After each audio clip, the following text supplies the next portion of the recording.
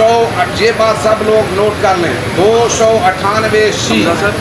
اس میں کوئی قید نہیں لگائی گئی کہ عوامی سطح پر یا نجی سطح پر کوئی تفریق نہیں کہ عوامی سطح پر وہ اپنے کفری عقائد نہیں پھیلا سکتے اور نجی مقامات پر پھیلا سکتے۔ آئین اور قانون میں یہ کوئی گنجائش نہیں۔ سپریم کورٹ کے فیصلے میں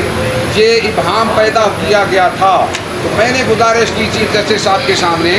کہ جب ایک مطلق حکم تھا ہمارے شرعی قانون کے مطابق بھی، المطلق و یجری علی اطلاق کے،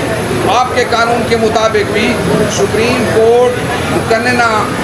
کی قانون سازی میں کوئی مطلق الفاظ میں قید نہیں بڑھا سکتی، کنڈیشن نہیں لگا سکتی، کیونکہ یہ ایک نئی قانون سازی کے مترادف ہوگا۔ اس بات کو بڑا پسند کیا، اور میں کہتا ہوں کہ یہ